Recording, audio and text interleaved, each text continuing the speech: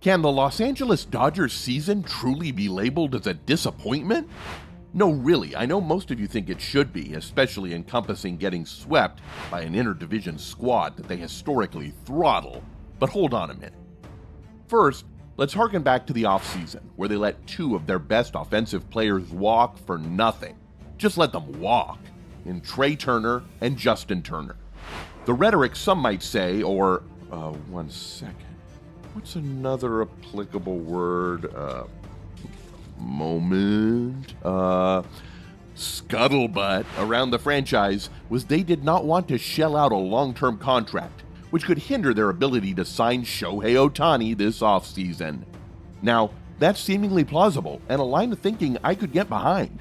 However, that sends an immediate message to your fans that 2023 is not as important as 2024. You can try and contort your mind any which way you please to try and refute that, but it's irrefutable.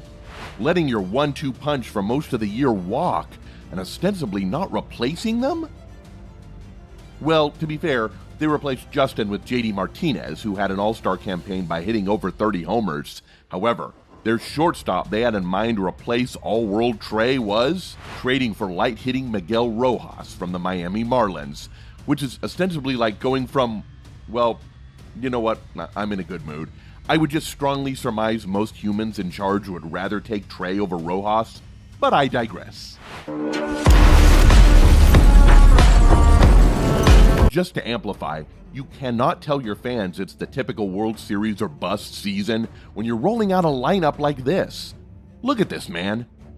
And this isn't just some random lineup that I scooped up to illuminate my narrative. No, this is a Friday night game, essentially right after the trade deadline against your division rivals. And this is what you trot out? They slotted Max Muncy in the 4-hole for the majority of the season, and God bless him, but he's not a 4-hitter on a World Series team. His game features way too much swing and miss, as he struck out 51 more times than he got a hit, 103 to 102. He is not trustworthy enough to.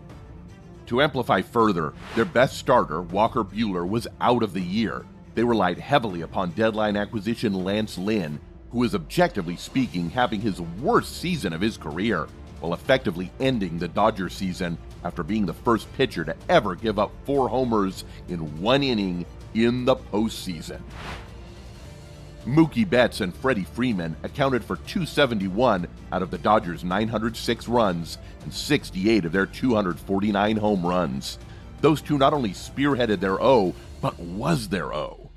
I'll be damned, they went a combined 1-22 in the Arizona series and got swept. I'm not saying they weren't a good team. I'm not saying they weren't even a great team. But were they a World Series team? No. They clearly throttled down the payroll to make room for Shohei this offseason, which should have been an indication to fans to recalibrate their expectations and not get disappointed when they failed to win the World Series. The Dodgers were just simply bereft of talent to do so. What do y'all think? Peace!